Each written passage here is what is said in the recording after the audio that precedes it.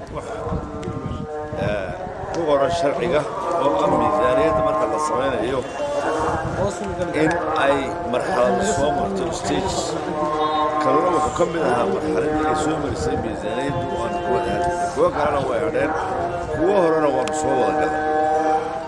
waxa maanta laga hadlayay waxay ahayd miisaaniyaddaasi arrinkeeda ayay ahayd iyo dhaqaalaha waxaana idiin sheegayaa in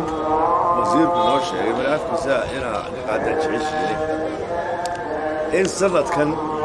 miisaaniyaddii kor miisaaniyaddii sore hoos u yar dhacayso 10% waxaan badnayn taasuna ay keentay dhowr asbaabood oo ka baxsan innaga quwaddeena iyo itaalkeenna uu ka mid yahay cudurkan ilaahay naga haya iminka jiray ku dhowfaas la yidhaahdo xajkii oo istaagay oo xoolihii aan sanadkan la dirin dadkii inoo iman jiray tooriiska ahaa ee qurbajooga la odhan jiray oo lacag aad u fara badan soo gelin jiray waddanka oo aan iman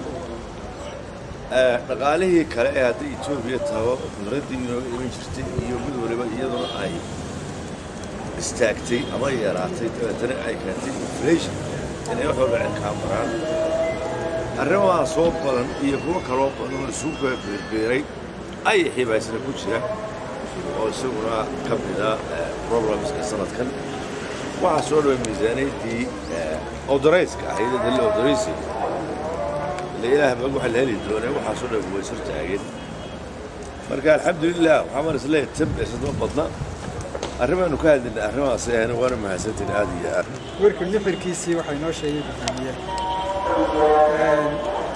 xeerka maamul wanaagga maaliyadda ayaana faraya haddaan nahay wasaaradda sanad walba markaanu sameeyno miisaaniyadda inaanu xogta la qaybsanno baarlamaanka khaasatan guddida dhaqaalaha marka shirkaygu arrinkaasuu daaranaa maanta waxaanu uga warannay xaaladda dhaqaalaha maanta jirta iyo sidaanu u aragno daraska sida xaaladdu noqon doonto 3 sano soo socda 2001 2002 marka si fiican baan runtii arrinkaa ugu sharaxnay islaaf garanay insha Allah waxaan rajaynaynaa inta ugu weynaysa waa arrinkan xanuunkan coronavirus iyo wixii ka tirtirmeen waxaan rajaynaynaa in arrinkan Ilaahay subhanahu wa ta'ala noogu fududeeyo xaaladda si caadi ah soo noqoto waqti bay nagu qaadanaysaa kulli dhowr sano nagu qaadanaysaa inay xaaladdu caadigeeda ku soo noqoto laakiin waxaan rajaynaynaa xasan haddii loo helo tallaal xanuunkan loo helo in dhaqaaluhu soo noqdo oo reer uu soo laalaabanaya markii xanuunkan uu yimi si loo yareeyo ayaa dawladdu tallaabooyin badan qaaday tallaabooyinkaas oo saameyn ku yeeshay dhaqaalihi waxaa ka mid ahaa inaynu iska joojino maxaan idhaahdaa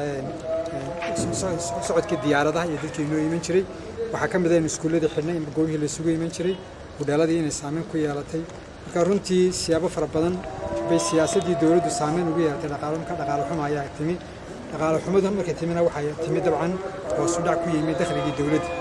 dakhliga dawladdu wuxuu ka yimaadaa dhaqaaluhu ka yimaadaa marka insha Allah waxaan rajaynayaa sanadka soo socda in wax iska bedelaan arrinkaas oo dib ugu noqono maxay dhahdaa heerkii dhaqaaluhu koraayay insha Allah miisaaniyadda inay noo kortay rajaynaa insha Allah inkastoo wax badan ka badnaan intii sanadka soo socda waa mahadsantihiin assalaamu calaykum warahmatullahi wabarakatuh sida dhismaha caalamka wax la dhiga caynkoodi shirkad ku caanbaxday shaqaale loo carbiyay howl waqti cayiman ku idleeya Awad Construction Company cajiib maaha waa cajaayib haddaad hayso cuud ka saar tirada ciilkeeda calacalka joogtada qoyska ugu aqalada cajiib eesh calaa dhismo bangalo